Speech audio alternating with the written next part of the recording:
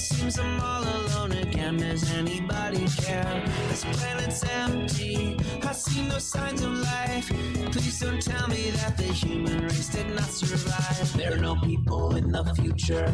There are no people. There are no people in the future. No people at all. There are no people in the future. Where did all my people go? There are no people in the future. Let me try my people call.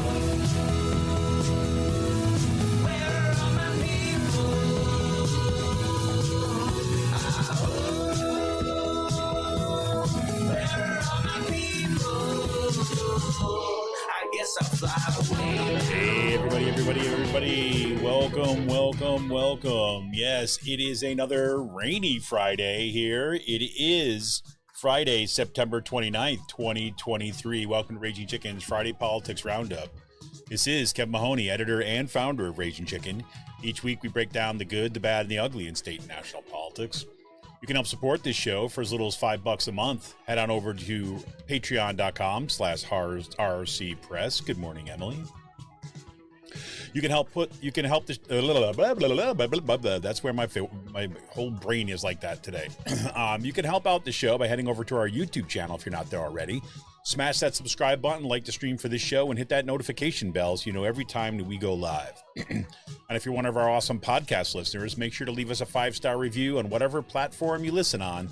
And leave a comment to let other folks know why you like the show. Little things like that help other people find the show. Well, on today's news, breaking news, Senator Diane Feinstein has died at the age of 90. She apparently died overnight after ongoing health issues, which will leave an open Senate seat there, and no doubt endless hours of discussion about her legacy on cable news. You have it. Not belittling that, just saying that's what's going to happen. Republicans seem hell-bent on shutting down the government as a deal to fund the government by September 30th. Deadline is, well, nowhere in sight. Yesterday, the government started notifying federal employees that a shutdown is imminent, and we'll start seeing government layoffs. Military personnel will stop receiving their paychecks. WIC payments, right? WIC payments for kids. Maybe got a couple days, right, of reserve funds, right? So those will stop, leaving more kids in hunger. Many national parks will shut down. SNAP benefits may have to dip in emergency funds, but they'll be able to keep going for, maybe a week or two. And then those will get pulled. And lots of other disruptions in our life. For no good reason, other than the extremists control the Republican Party.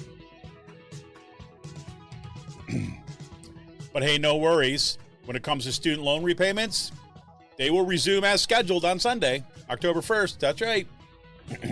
Government shutdown will not affect the repayment of student loans. How about that? More proof that we can't do good things. Governor Shapiro announced this week that automatic voter registration will be the norm for the Commonwealth now. Anytime that kind of folks, apply for, a permit, get their driver's license, they'll automatically be registered to vote. Now, if they don't want to be registered, they can opt out. If they say, no, I don't want to take part in democracy, they can opt out. It doesn't automatically put them in a political party. It just says you have the right to vote now. Pretty cool. And more Pennridge School Board chaos as the board passes anti-trans policy regarding sports and biological sex.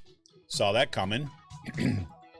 And the lawsuit against Pennridge School Board's shadow book banning practices went to court on Tuesday. Yep, way to go, Darren Lawson.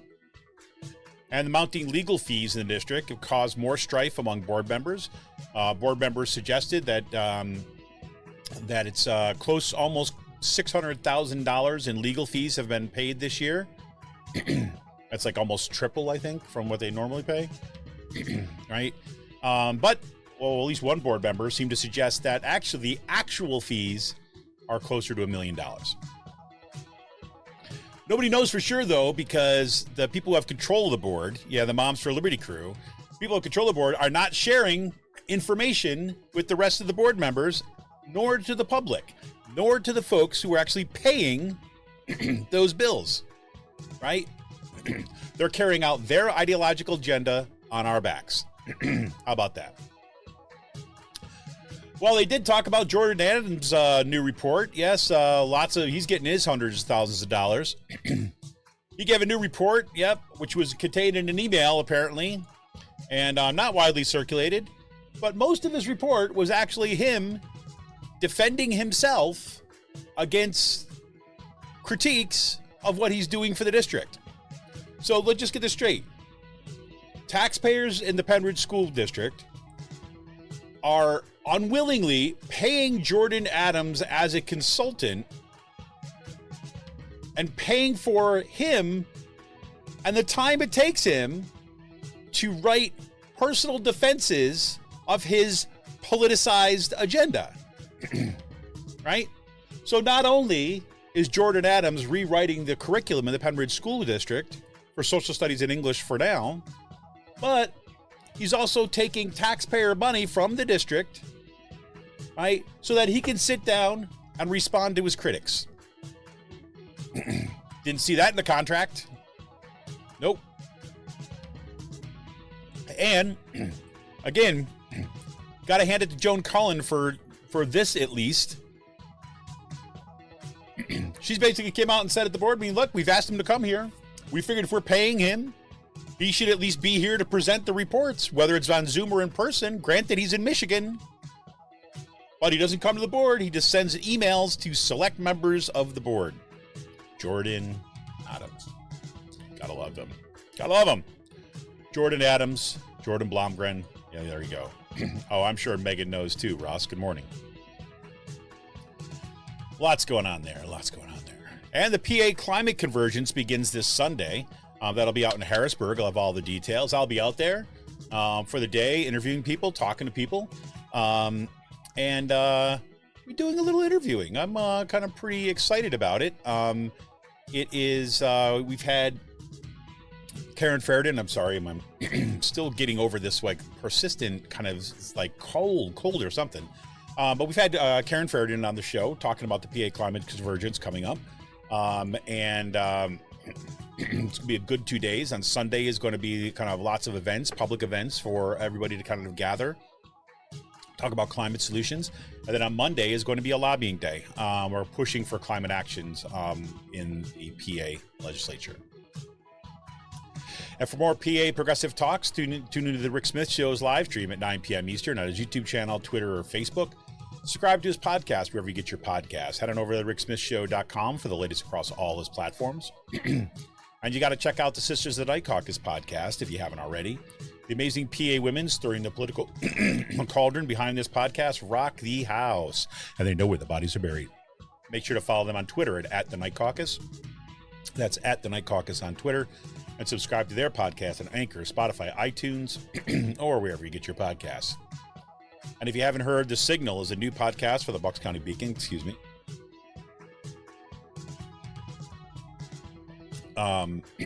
Sorry. Twice a month, The Signal will shine a light on the right-wing extremist currents streaming through Bucks County and beyond. Serial invites guests who provide insight, analysis, and organizing solutions so we can steer the community toward calmer, saner, progressive roots. We also have the new podcast, episode 2 coming up of The Civic Circle. That is the Gen Z podcast. Gen Z hosted podcast. Gen Z oriented podcast, right? Only at the Bucks County Beacon. Yep, you can get this on the Civic Circle and the Signal by heading over to the buckscountybeacon.podbean.com. Check out that, or wherever you get your podcast. Go ahead and subscribe. Attention all you gamers out there. The Game Inn is a Quakertown-based black family-owned gaming store. They're friends of the show. They've got everything from retro N64s, latest consoles, video games for all platforms, collectibles, action figures, Funko Pops, walls of Funko Pops. You got a question about a game, look for something hard to get, they've got you covered. Check them out on the Facebook page or follow them on Twitter at the Game Inn. That's with 2 N's. Shoot them a message or drop them an email at thegameinpa@gmail.com. Special shout out goes to Jonathan Mann, who wrote our intro song, There Are No People in the Future. Check out all his great stuff on his YouTube page and follow him on Twitter at Song of Dayman. That's with 2 N's, at Song of Dayman on Twitter. Sorry, I got some little weird stuff going on here.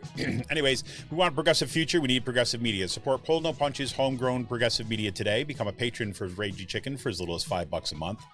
Simply go to patreon.com/rcpress for all the details. We're here for the fight, but we need you. Become a patron for the price of a good beer once a month. Help keep the media in the movement and the movement in the media. Become a patron for as little as $5 a month by heading over to patreon.com/rcpress today. Well, good morning, everybody. Yes, once again, more on the early morning start today, which is how I actually, prefer it, when I can make it happen. Got the tea going here because, like I said, you got this persistent cold that doesn't quite want to fully go away. I was on here. And there's like weird little technology stuff going on. I mean, I don't know if other people have been having this issue this week, but there's just been weird stuff happening on social media. I don't know what to attribute it to other than the kind of normal chaos that's going on there. I'm personally getting more and more frustrated with Twitter. I'm getting more and more frustrated with a lot of social media platforms right now. Everything seems very, very scattered and frustrating. So, I've been spending more time on Discord in some of the spaces there. And, like I've said before, anybody's interested in joining our Discord, feel free. I'm going to post a new link right in our chat today. But know that, Discord link that we post in chat, that's good for 7 days. So if you are interested in joining the Discord, please feel free. But spending more time over there, just, because having conversations, exchanging links, as opposed to, trying to figure out what the hell is actually happening on any of the variety of social media platforms. Ironically, Facebook is probably the most useful for me right now, in part because that's where a lot of the school board organizing is happening, right? A lot of discussions that are happening around that's where it's going on. But Twitter and everything else like that is a mess. Then we had some other weird things. I don't know if other people encountered this this week, and now we found this out at the, for some reason, the most recent episode of The Signal, the Bucks County Beacon's The Signal, was getting blocked from being shared on Facebook for some reason. That was an interview with Steve Nolan, who wrote this book, The American Carnage, An Officer's Duty to Warn. That's a book that came out a couple years back when he was, talking about Donald Trump as having a particular kind of, psychological kind of, what do you call it? Psychological diagnosis. That's what I'm looking for. That's the word I'm looking for. A second diagnosis where he's actually, so-called narcissistic something disorder. I'm sorry, I'm spacing it right at this moment. But anyways, so that interview went up, and then for some reason it's getting blocked on Facebook. Says that you can't share it because somehow it's recognizing it as spam or a violation of the community codes, which is the weirdest thing in the world. He was talking about his book, and which has been pretty standard. Then even this morning, when I tried to just kind of log into, go to my Discord, I was personally blocked from accessing my own Discord site, and then eventually kind of went away. I think that was more of a glitch on Discord site, but I don't know. It's been that kind of week, right? It's been that kind of week. Anyways, I hope you all are doing well. I know that this is, oh yeah. Emily's just saying, yes, I heard Twitter wants a selfie and government ID linked in order to keep an account unless you have a premium Twitter account. Yeah, I mean, I'm just like, Twitter, frankly, I'm at the point where I don't go on Twitter very much anymore. I find it absolutely frustrating. And, if they want me to pay, want me to give anything else, so I'm just going to delete my account because I've had it. But this just goes back to some of the things that, we've been talking about ongoing for a while now. Is just that,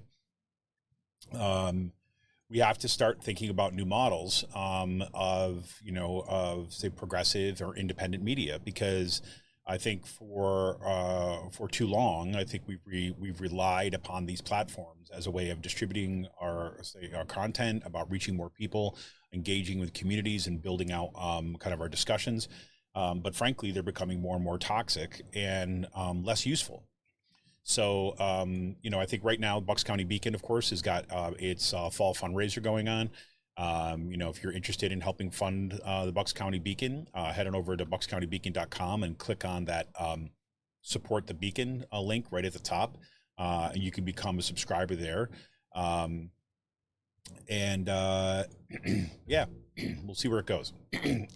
Anyways, as I'm sure that if you're hearing the sound of my voice, you've probably already heard that Senator Diane Feinstein has died at the age of 90, and which then basically means you have an open Senate seat, one fewer Democrats in the Senate.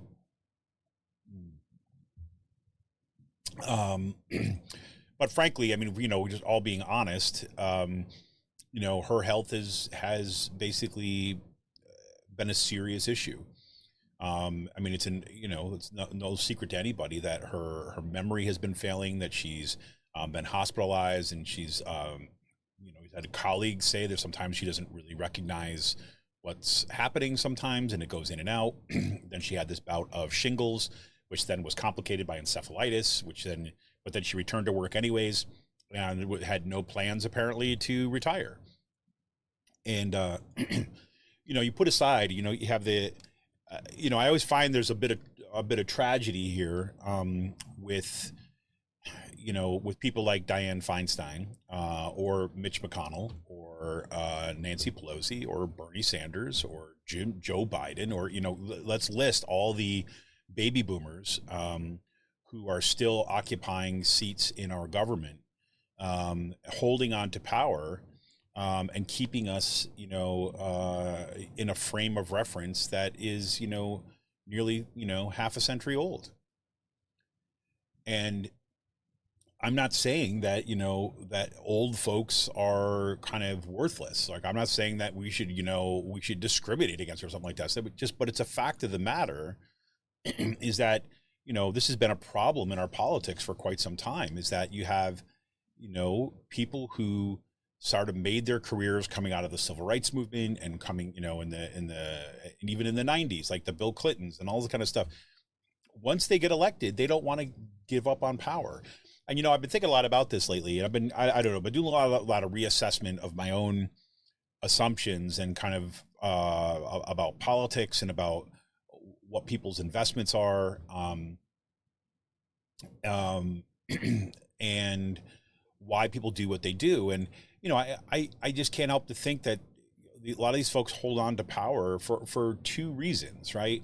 One, it's because that's their job, right? They don't see it as an ideological commitment or a political commitment to a particular cause. It's there just to keep their job, right? And the benefits. And then once they've been established there for long enough, then it's about control, right? Then it's about ego and control and things like this. And that's a shame. Because not only, look, I mean, there's a problem when it comes to, people who had their politics defined in the 1990s or the 1960s, right? When that's kind of their formative moments in politics, right? Unless that they are keeping up with kind of significant changes, right? Then that affects what we can do in our politics today, right? This has been, one of our hobby horses on this show is kind of talking about how, the people that really came to power in the 1990s, people like Nancy Pelosi and Chuck Schumer and all through that kind of that Clinton wave of stuff, right? They may have been fairly progressive at the time, right? But they were also came into politics in a moment when all Democrats were afraid of Republicans, right? Because they had experienced the Reagan Revolution, and they were afraid of being called liberals, and so they kind of all tacked to the center, and they thought that's what politics were. And real politics were just about moving to the center and kind of meeting the Republicans halfway. And they stopped doing politics, right? Organizing politics, building that next generation, right? Arguing for a particular kind of cause. No, instead they started playing like word games and like PR moves, right? But politics became a function of PR as opposed to organizing on the ground, right? And we've seen this everywhere. This is not just our federal government. I mean, certainly you see this in unions. You see this in kind of, most of these institutions, right? It's only now that, say, kind of younger generations are breaking through and demanding a different kind of politics, right? And look, I'm in my 50s, right? So I'm not like, I'm no spring chicken here, right? And so, I implicate myself in this too as well. And I think, one of the reasons that, there's always complicated reasons, but, one of the reasons that, this was hard to do, right? That I stepped back with the work that I was doing in my union, right? Is because there were just really awesome, younger folks, and not like young, but they're newer faculty members who were getting involved in the union, had a lot of energy, great ideas, and sometimes it's, you gotta, I think you have to be in a place where you say, look, why am I continuing to take up a spot? right Especially if I'm recognizing these a whole bunch of kind of really competent, smart, kind of engaged people that are coming up. Why am I going to be taking a spot and putting myself in competition with those folks being able to kind of, gain that experience and define it going on, so, and shifting my roles, I think a lot about that. And I wish that we had a Democratic Party leadership that thought in the same way, right? That thought more about, okay, who's going to be the next generation, and then who's going to be the next generation, right? I don't know. So, we'll see what happens now.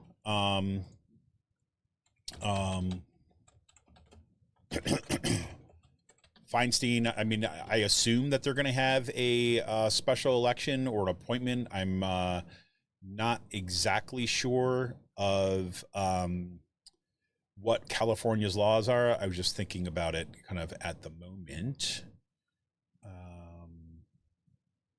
Right now, if we look at it right now, the set that brings basically I'm trying to look at here. Yeah, that basically brings. Oh no, ain't that interesting? So it looks like that's going to bring the Senate to a tie. Could that be true? Could this be true? Wait a minute.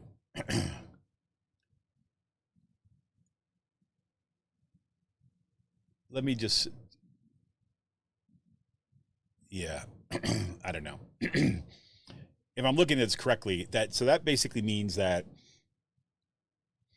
49, there's 49 Republicans, 47 Democrats, and 3 independents who are currently caucusing with the Democrats.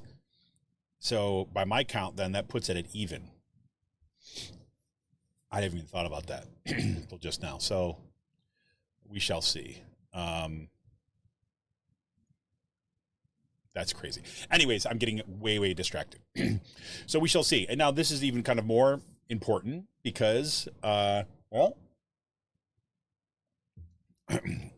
now, we are facing a government shutdown midnight on Saturday, tomorrow, because the Republicans who are in control of the House, they can't get out of their own way to actually put together some sort of budget that they can agree on. They can't even agree among themselves, right? Not they're passing a bill that Democrats won't agree with. Like, they can't even get a bill that they themselves can pass, right, with their own majority, right? Because of this House Freedom Caucus, the extremists they're kind of like want to hold everything hostage. Right? They want to get rid of the inquiries into Trump. They want to kind of like, impeach Biden. They want to do all this stuff that has nothing to do with the actual budget, the actual functionings of the government. It just has to do with their ideological hit points. And that's what they're going for, right? They're going for the ideological hit points. And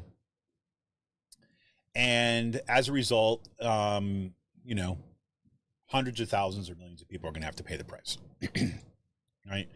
So you have 300,000, 350,000 federal workers, which are going to stop getting paid.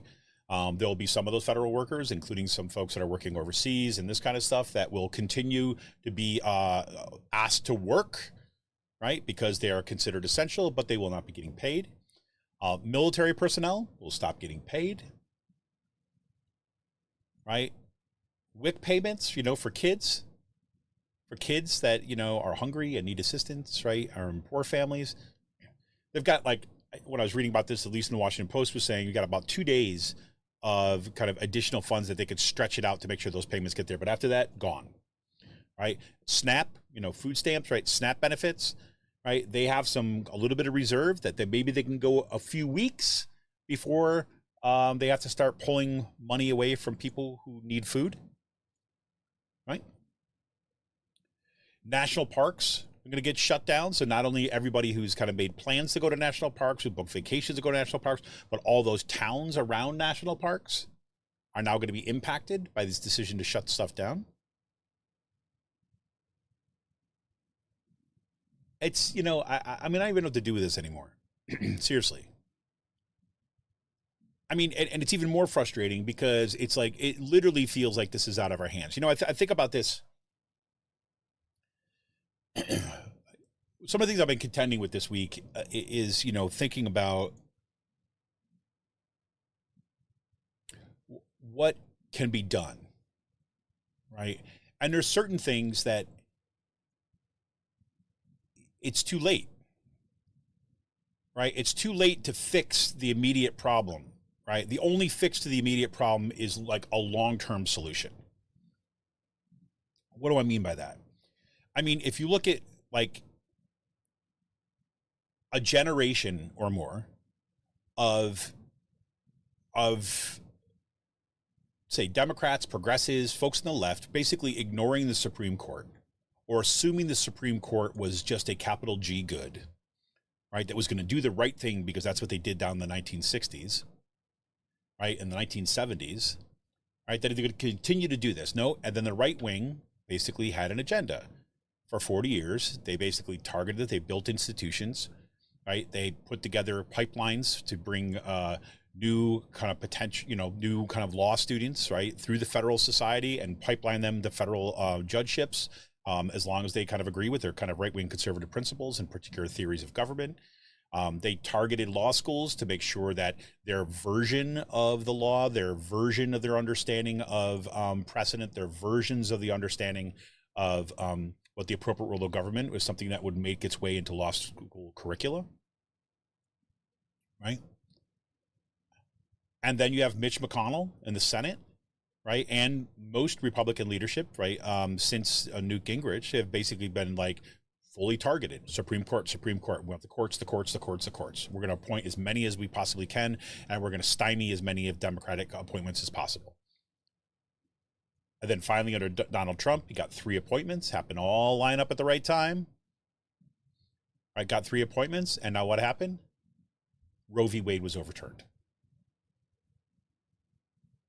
And there's no immediate fix to that, right? It's only like, wound care at this point. It's only trying to kind of find what we can do to kind of help and get around these restrictions and build toward changing that. But these are lifetime appointments, right? So we have to fight on the state level, right? We have to fight for legislation.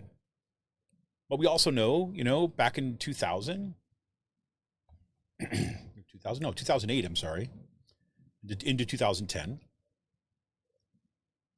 say 2010 really, because it was the 2009 elections, right? Republicans had a plan, right, to gerrymander all the states to make sure that they were going to be able to kind of take over governorships, take over the control of the state legislatures through gerrymandering their district, right? So they had a whole plan, red map, right? We've talked about it on the show. We've had people on the show to talk about it. Trying to sound the alarm. We got to pay attention to this, but, it was too little too late. 2010 census comes. Republicans have controls of state legislatures during the Obama administration, right? This is during the Obama administration. More Democratic state legislature seats were lost than any period of time in something that lasts like 40 years or something like that.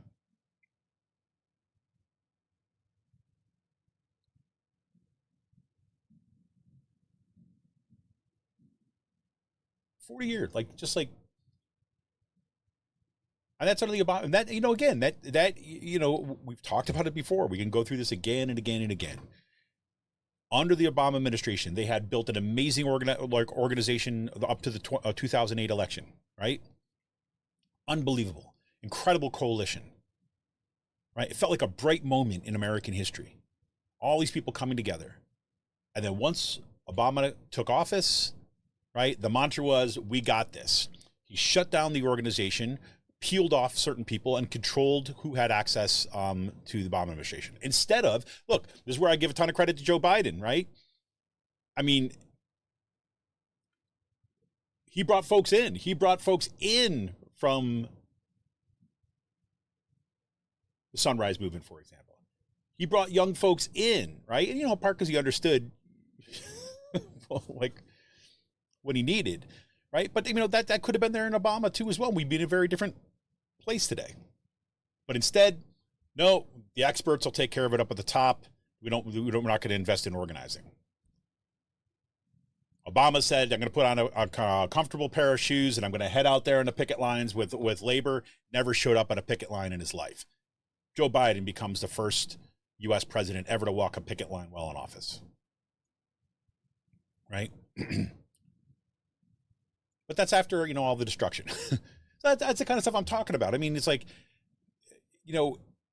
when you've gerrymandered all these state districts, right? I mean, yes, you can say, okay, we have to go to the states and we have to fight for Roe v. Wade benefit. That's right. Absolutely, we have to. Right? But we're doing so after we have to go through all these court fights to kind of get fair maps again, just to get to the point where we have a shot at turning over and flipping state legislatures. I mean, if the Republicans had not gerrymandered all those districts, right, in 2010, I would just put, I mean, again, whatever, these are thought experiments, right? But I would guarantee you, if not before the overturning of Roe v. Wade, I would guarantee you that had that not happened with the gerrymandering, and then Roe v. Wade got overturned, there is no way in hell that any of those state legislatures or most of those state legislatures would remain Republican, because women were engaged and supporters of abortion rights were engaged more than we've seen in ages. Right? But it was not enough to deal with all the shenanigans that had happened before then. So there we have it. So now Republicans are shutting down the government, right? And you're sitting there, okay, I watch the news, I read the newspapers, and it's like a freaking, it's like a drama. It's like I'm just reading about like personalities and celebrities who are kind of fighting with each other, and we're all just subjects in their rule. Yes, we can call. Yes, we can lobby. Yes, we can do that stuff. But look, that craziness is baked in. Yes, 2024, we got another great shot, at least at the federal level. And that's why, like, what's happening now at the local level, right, with school boards and with all this kind of stuff is so critical. Emily says Bernie is rather an exception, though. Well, Emily, I have to say I disagree a little bit with that. So, Emily, look, I love Bernie Sanders, love what Bernie Sanders did and all that. But I would say is like, look, I would say the same thing about Bernie, right? I mean, I would say that Bernie is like, he's amazing at what he's been doing, right? And I would say, if anything, the culture has caught up with him. But, again, his politics reformed then too as well, not just in terms of, hey, Amy, what's up? His politics reformed then too, not just in terms of like his ideology, but I mean the practices, right? And just like, all these other folks, right? Is like, I mean, Bernie has done a lot to help support the squad and things like this, but who's going to take over from Bernie in Vermont? What's his organization look like? Does he have an organization that is mobilizing people and bringing up new candidates in here? I don't believe so. I mean, it's a personality. It's it's organizing around a personality. And again, I want to separate out something here. Is ideologically, yes, right? Ideologically, yes. But this is why I think like AOC is so critical. And yes, Bernie lent a great amount of his voice to supporting her. Absolutely. But AOC, right? Rashida Tlaib, the whole crew. Those are the folks that should be in front right now. And instead, they're still regulated to relatively marginal positions, right? And I think they all have a different understanding, like a different understanding of politics too, as well. They understand organizing. They understand building a movement. They understand having a broad base. Ilhan Omar has just done amazing things. She should be at the forefront of what's happening in our kind of the Foreign Relations Committee. A leading voice in international politics. Absolutely. But, we're in this churn. We got, you got to clear out the baby boomers before we can actually kind of move this through. And again, I don't say that, listen, I want to be really clear, right? Because I've had this back and forth with some people like on social media and things like this before. I'm not saying baby boomers suck. I am not saying that, right? I want to be absolutely clear about that. What I'm saying is that building an organization, a sustainable organization, right, over time, right, means that you have to make way for other people to take over the reins. It cannot be personality driven or this kind of entitlement driven. Right? Even the way that the Democratic Party, for example, does its leadership at the national level. Right? I'm talking about like the House leadership and things like this. It's like, did you pay your dues? Did you follow line? And it's based on just seniority. Well, seniority is something, but I don't know if that makes you the best qualified to be the leader of a party, especially in times of crisis. I mean, we are facing a climate crisis right now. And we have a leadership in both parties. Obviously, the Republican Party is just off the ledge on this one. But a crisis of leadership that is not acting like we're in a crisis.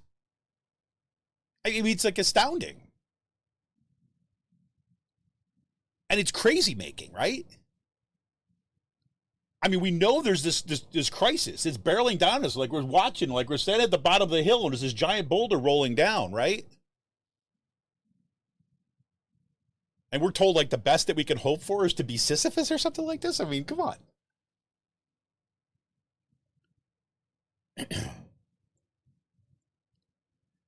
And, I think that, again, this is where I mean, like, I'm not knocking baby boomers, right? Because like, look, for example, there's a lot to be said about what one gains with experience, right?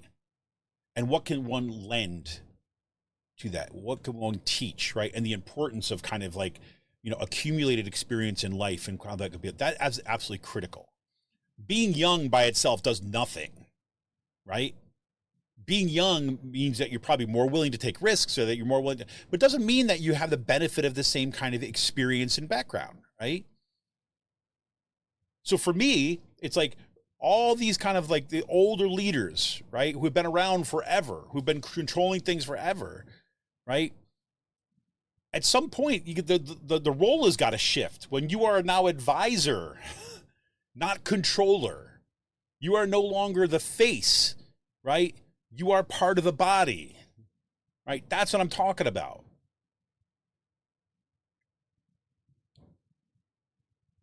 But I mean, this is where I say just it becomes like this ego thing. Like just because they got to be up front. They think their voice is so important, these leaders.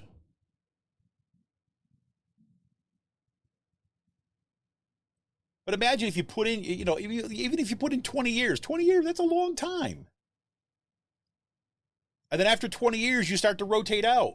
You step down from leadership positions, right? You there as a consultant. They're there to help other people, right? Answer their questions, assist them in moving forward, right? And you have that process that keeps on going.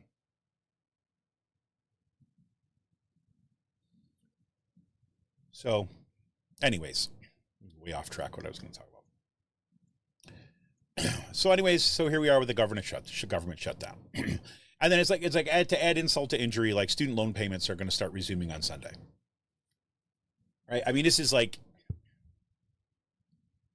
not only are you going to have an impact in the, like, just the economy from the government shutdown, now you're going to have an impact in the economy because the student loan repayment beginning here, because our current makeup of our government cannot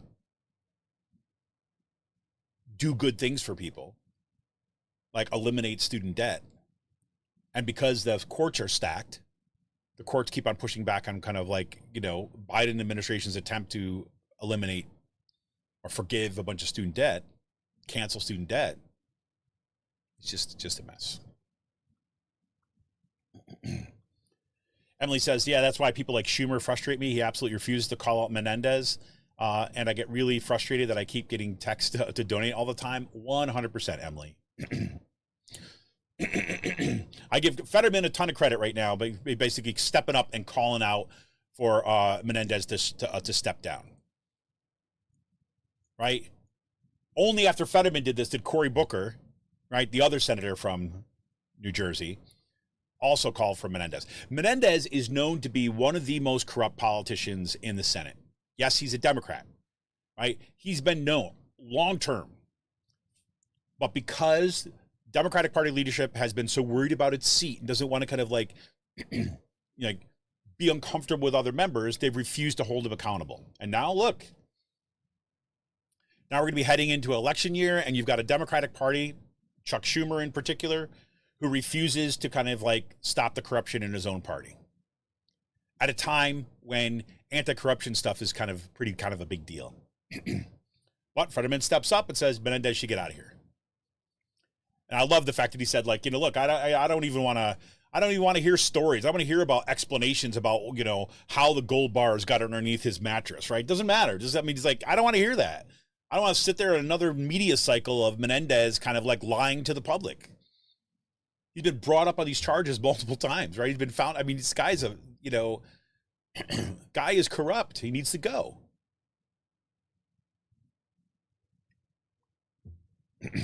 Whatever.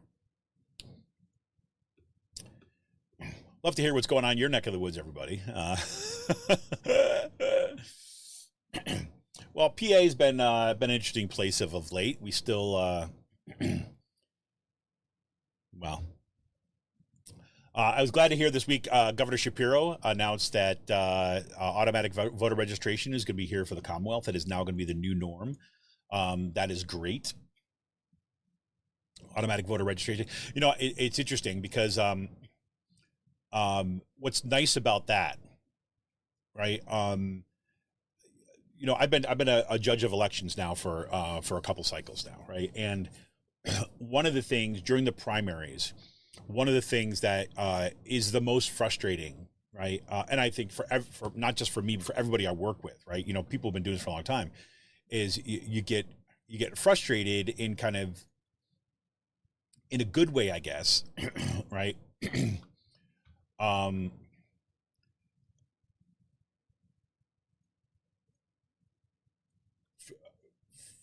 Is that you have people that show up, right, and they want to participate, right, but they're not registered for a political party, right? So they got themselves to to register, but they don't like, they're not big fans of the Republicans. They're not big fans of the Democrats. And I have to say, what's been interesting, at least in my in my ward, like where I'm at, it's usually people that are more on the conservative end of things that are showing up because they want to vote in the primary, but they're not able to because they're not registered as a Republican, right? Because they're actually more to the right, right? But nonetheless, right? I mean, but that's not my job is not to deal with people's political preferences, right? It's just to kind of make sure that they get a chance to vote. But you have to say, like, no, you can't because of the primary stuff and all this kind of thing. what's nice about this, having the opportunity of automatic voter registration, right, is that there's more opportunities to have that discussion with people before the primaries ever happen, right? So basically, every time if you're going to show up at a state office to renew your driver's license or something like this, right? One, you're automatically going to get you're automatically be registered. You turn 18, you're automatically registered. But it's that doesn't give you a political party, but that's an opportunity, you know, again, to say, you know, here's a political party. What would be great, it gives us kind of more, it gives like people basically, it puts the emphasis more on organizing people around particular candidates or causes than it does around just getting registered to vote. One of the biggest, you know, we always have voter registration drives on my campus, for example. There's happens like in communities all over the country. And that's a lot of resources and time, right? If you take that away, right, say, look, people they're 18 in this country, right? They're a citizen in this country. They're 18 in this country. They should be registered to vote. So they're automatically going to be registered to vote. So no longer do you have to kind of like have those conversations about why somebody should get registered. They're already registered, and it's going to become increasingly just a normal thing, right? Everybody's registered to vote. Does that mean they have to vote? No, right? Then it becomes kind of like on, say, candidates and organizations and things like this, try to mobilize people to get out and kind of vote for their candidates, right? That's a kind of much better use of time and resources in my mind than trying to just convince people that they should actually register to vote and to do it correctly, right?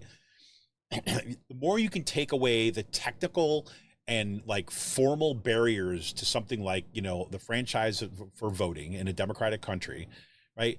The more that you can focus on the actual work of civic engagement, right? I think people in general, like when they're faced with kind of burdensome bureaucracy or kind of forms and hurdles and things like this, I don't want to do that. I can't tell you how many times I've been there for voter registration drives. Like in voter registration drives, like at least all the ones that I've been part of, whether I've been part of them for my union, what I've been part of in communities, what I've been part of is just, you know, other organizations, you're there as a nonpartisan, right? For the most part. I mean, sometimes you have Democrats who go like, you know, whatever. But the ones that I've been doing are mostly nonpartisan, right? And so you're saying, hey, do you want to register to vote? And I cannot tell you how many times there's people that come up to register to vote, right? Or you have that conversation with them and they get that look on their face, right? Well, they don't trust you, right? They don't trust you because they think that you got an agenda, right? They think that you're trying to convince them of something other than what you're doing. Like they're trying to figure out, are you Democrat or Republican? What are you trying to go do, right? And then, you know, if you're lucky, you get a chance to have a conversation with that person and let them know, right? But, you know, we should not be doing that kind of thing. And like that should not happen. Like in a country that calls itself democratic, right? Or republic, whatever you want to say, that should not be an issue, right? If a part of legitimacy comes from voting, right? From the kind of the voice of the people, then we should make sure that's as easy as possible. And then our arguments can be over kind of like, who do you vote for and all that kind of stuff. Ross says door knocking on boomers' doors going well, definitely leaning towards Dems. That's great. Right. I'll tell you, there's an amazing organization in the Pennridge School District around kind of the school board candidates and getting people out to vote and kind of going and knocking doors. It's just really, it's impressive. What folks in this community have been able to do has been unbelievable in a relatively short period of time to kind of mobilize around this stuff. And just some amazing candidates too as well.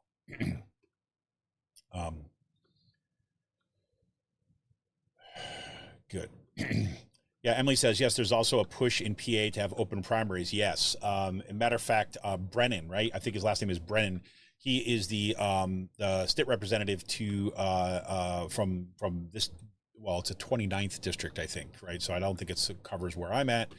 It's not where I'm at, but who's actually, you know, out in Doylestown, right? That he's, you know, going to be co-sponsoring and pushing for open primaries too as well. That'd be great, right? That'd be fantastic. Ross said, look, we need many more door knockers, right? Ross, you want to give me a link? You got an email or people who they could contact so I can just announce it now so I don't have to look it up while I'm talking. It'd be great.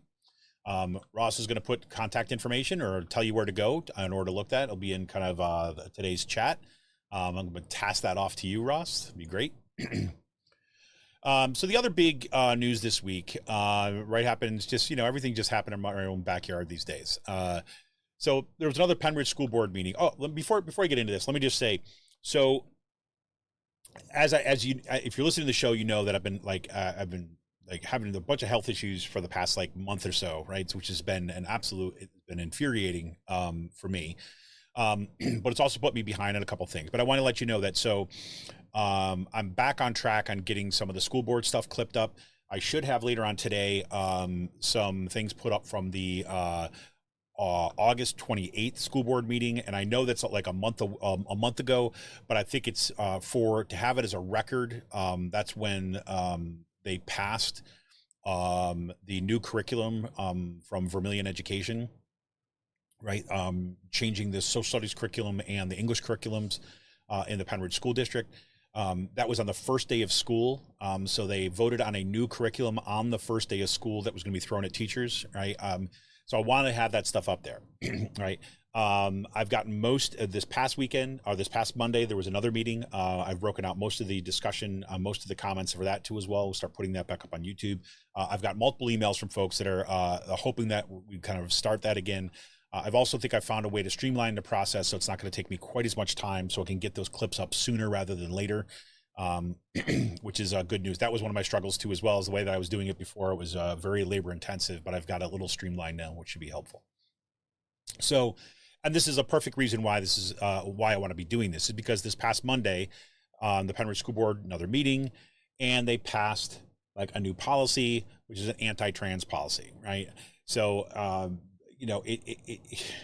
it's so frustrating, right? It's like something that's right from the kind of, it's right out of this kind of, right-wing legal community, right? Independence Legal Center, whatever the hell they're calling themselves.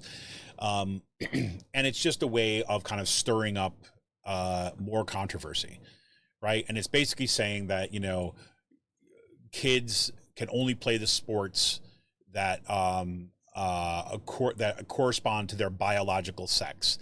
And now they're going to have to pull in birth certificates and proof of their biological sex, and there more records are going to be kept now of biological sex of students, and more policies are going to be passed along this way. This was an opportunity for suddenly out of the woodwork. The Republican candidates for school board, right, coming up, suddenly, oh my God, they showed up at a meeting, right? So they showed up at a meeting just so that they could get behind their own little messaging bill to say, yes, it's anti-trans stuff, and way to go, board, and make sure you kind of keep those LGBTQ kids kind of under your thumb. Good job, Josh Hogan, right, as kind of nutty and kind of off the wing extremist as he is, the least you can say about that guy is, well, he's been to board meetings before and he's said things, right? Right. The other ones, people are like, who the hell is this showing up? Well, I'm a candidate. Oh, are you really? We don't know who you are, right? So anyways, so they passed that policy, right, which is going to, and I guarantee this because there's already been legal cases, and on the background of this, there's going to be more lawsuits now that are basically going to do this. And, the fact that now we have our school board is going to be kind of in the business of getting into our kids' biological records, right, and keeping track of their biological records and having that stuff on file, right? It's so messed up. These people's preoccupation with the sexuality of children is really disturbing to me. Right? It's really weird. It's just weird. So another thing that came up at the meeting was that Darren Lawson, we've talked about this before on the show. Darren Lawson has filed, he's got kids in the Pennridge School District. He's been at the multiple board meetings, become an outspoken advocate for transparency, been a very kind of key voice, right, at the school board meetings, pushing back against the extremism on the school board. Well, he filed a lawsuit after finding out that the Pennridge School Board was basically doing the shadow banning of books, right? And even before they passed their book banning bill, right? So if you remember last year, what happened was, the short version of it was the school board, particularly the Moms for Liberty contingent, which dominates the school board. The Moms for Liberty dominated boards, the Red Wizards of Thay, as I like to call them. They were being clear that they want to start banning books. And so they had a policy that they wanted to do. Well, Darren Lawson wanted to see what books are actually kind of in the library. And so went to kind of, check out like all these books that are supposedly controversial, right? What happened? And found out that, all these books that are supposedly, controversial have been checked out, and they've been checked out for like a year, right? They've been checked out for a long time. Like, how'd that happen? They're not checked out by students. So who's checking all these books out? And then when he asked for the information, filed a right to know request, he said, well, I want to make sure that I've got these books, right? I want to make sure that to find out which books are actually banned. Found out that, oh no, right to know request comes in. All the books were checked back in. So it appears that they were there. And then like the next day, basically, they're all checked back out.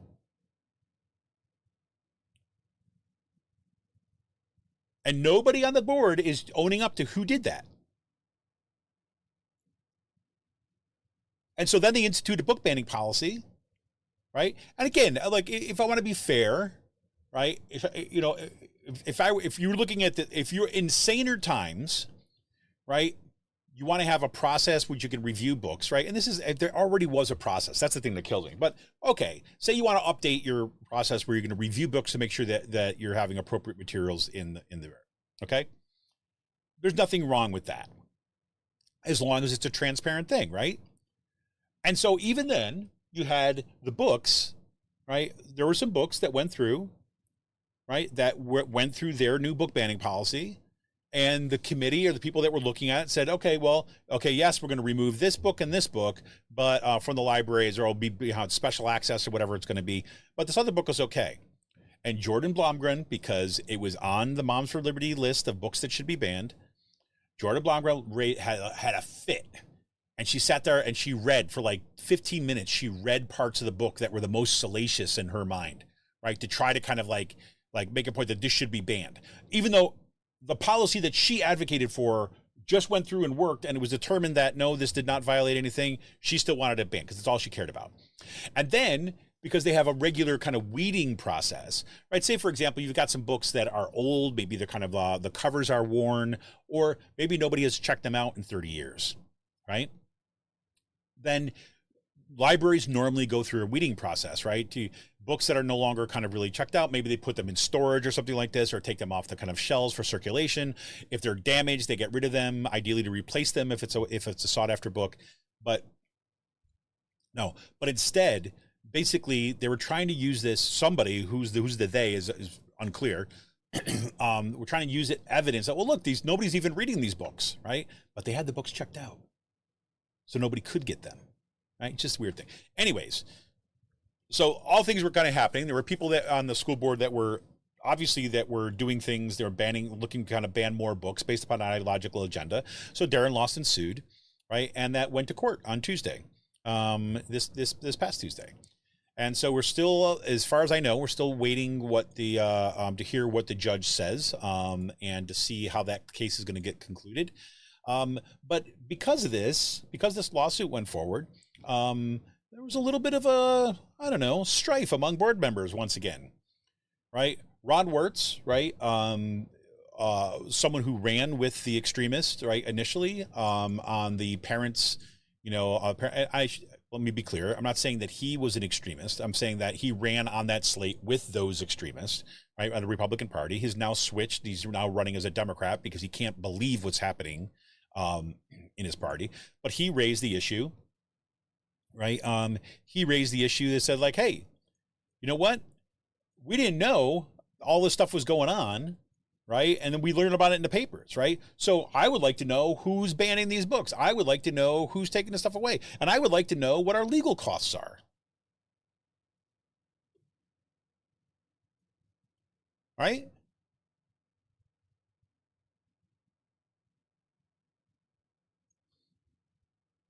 I mean, right now, hundreds of thousands of dollars have been spent.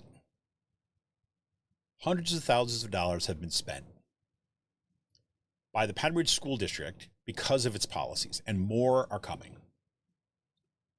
You pass a policy that is basically, there's already settled law about kind of like trans kid in sports. But if you want to already pass something that is going to go against this settled law, there's going to be more lawsuits, which means more legal stuff. And you know what they're going to do, right? They're going to say, well, the reason why that we are spending so much money in these lawsuits is because these kind of like communists keep on suing us and we have to defend ourselves. We're the victims, right? That's what they're going to do. Like, they're never going to take any accountability for themselves as being the cause of all this. Right? Never. So they're just going to blame like Democrats or blame kind of like extremists and blame the kind of hidden communists like in our basements for causing all this problem, right? So they're never going to do this, right? But just so you know, this is kind of like according to Jenny Stevens' reporting in the Bucks County Beacon, right? So if we look at right now, so far, a review of the financial documents that have been included with meeting agendas show that Eckert Siemens, right, that's the lawyer for the district, has billed the district approximately $528,949.94. Wirtz basically said, like in the meeting, that, hey, this figure is actually closer to $1 million, but we don't have any information about it. The article goes on to say the actual amount of the district has spent for legal counsel remains a mystery because no information reflecting invoices from Eckert Siemens was provided with the September agenda. A curious development with the November 7th municipal elections right around the corner, right? Absolutely. So we know that tons of district money, tons of, supposedly these folks care about fiscal discipline, they care about taxpayer money and all this kind of stuff. And what are they doing? They're spending the money on to defend their ideological agenda. Money that should be going to our kids. It's just messed up. So that's what we got going on as we're going on Pennridge. So we'll start putting that stuff up and we'll keep on the organizing. And as Ross said, people are looking for more door knockers, right? You're looking for, more door knockers to the Pennridge School Board members who are running for office. Make sure that you're going to, check it out, get out there, help out, do what you can.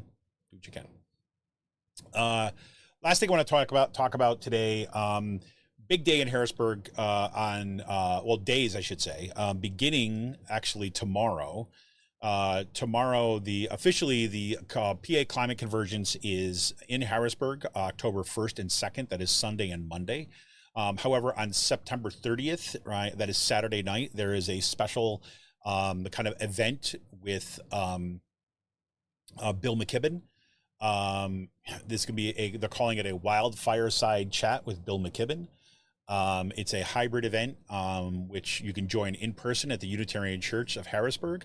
That's at 1280. I'll put links on this in today's show notes. Actually, let me just go ahead and put the PA Climate Convergence link right in today's chat. Right. You get information on all of the upcoming events. On October 1st is they call it the Festival of the Planet, right? Which is basically an all-day event. This will be in the Soldiers Grove on Commonwealth Avenue. That is going to be from 10 a.m. until 7:30 p.m. I will be there for the day. We'll be there as with Raging Chicken, going to be kind of conducting some interviews, kind of talking to lots of folks, and to, kind of join in the festivities, The other thing that's going to happen on the main stage in Soldiers Grove at 6 p.m. on Sunday, what was supposed to happen was that Jocelyn Diffenbaugh, if you remember her, she's the from the Teen Banned Books organization in Kutztown. When they pushed back against the banning of teen books, they started their own book reading thing. She was out in, I should say, she and Alan Gratz right? Alan Gratz's book, which we interviewed Alan Gratz on this show. His book, 2 Degrees, was kind of banned from the Kutztown school district, right? Because it talked about climate change. Jocelyn Diffenbaugh has been just a incredible organizer of students in the middle school and high schools with this book banning thing. Thanks to the folks at Firefly Bookstore for hosting that, providing them a space and books for this. But anyways, what was supposed to happen on Sunday was that Jocelyn Diffenbaugh was going to interview Alan Gratz. Alan Gratz was going to be a keynote speaker at the Climate Convergence. We're talking about his book, to talk about book banning and so on. Unfortunately, Alan Gratz got sick, got COVID, so he will not be there. So instead, yours truly, this guy right here, I will be interviewing Jocelyn Diffenbaugh at 6 p.m. at the main stage in Soldiers Grove. We'll be talking about kind of the banning of books, and we're talking about like the climate, right? We talk a little bit about what happened with the 2 degrees probably, but we're also going to talk about, you know, how she and other folks and other kind of students and other organizers are really thinking about what we should be doing around climate, what their thoughts are on climate, right? And the importance of, you know, be talking about these issues actively in our schools and our community. So I'm very excited about this. Be talking to Jocelyn Diffenbaugh. Again, if all works out, we're also going to record that. And if it works out, I got to check in with some of the organizers of the convergence. If it works out, then we can take that recording and bring it to us on from Monday for Out to Coop Live. So as you know, I purposely do not have a show planned, like an interview with somebody planned for Monday. Initially, my plan was to take some of the audio, some of the things that we had, some of the interviews that I did throughout the day on Sunday, and put together a little bit of a montage and play some of that for you for our Monday night Out to Coop Live. Still might do that, give you some of those voices there too as well. But if it works out, and it looks, if the interview works out well and the recordings come out good, I'd love to bring you that interview with Jocelyn Diffenbaugh from the PA Climate Convergence on Monday. There's also a very cool thing that's happening on 8 p.m. on Sunday, October 1st.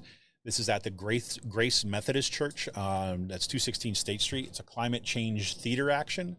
It's an evening of theatrical and musical performances. It should be awesome. This is going to be put on by the Better Path Coalition. I'll read you a little bit about this. It says they're excited to announce an evening of climate theater and music to be presented on Sunday, October 1st in Harrisburg as the culminating event of day one of this year's PA Climate Convergence.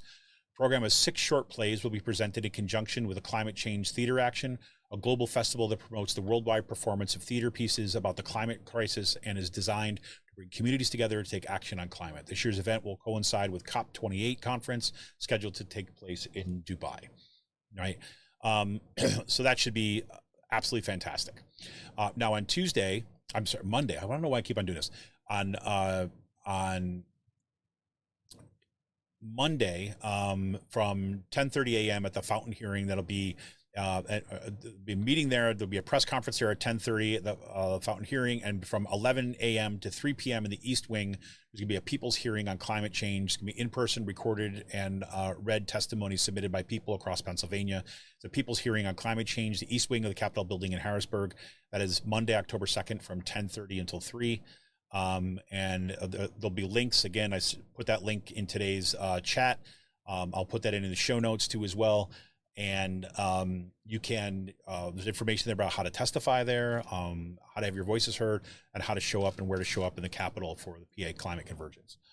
So I'm thankful to all the folks that have put in all the energy of organizing this year's PA Climate Convergence. I'm so happy that I can be there to be part of it.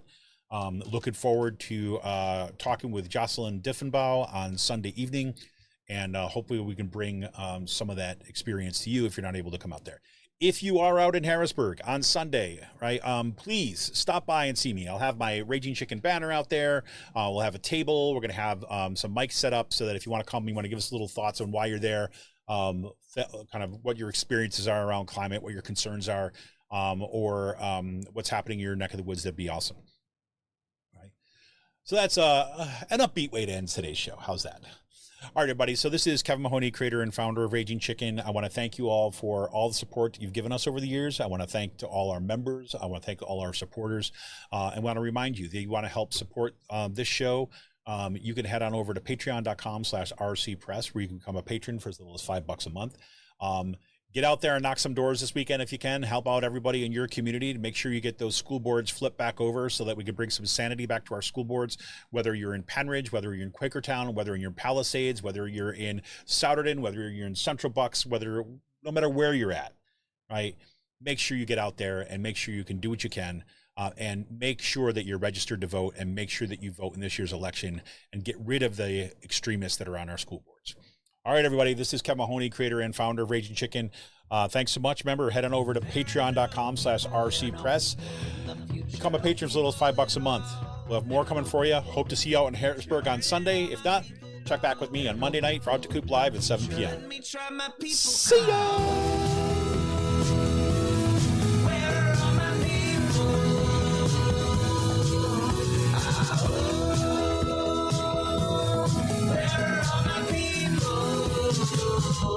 I guess I'll fly away now.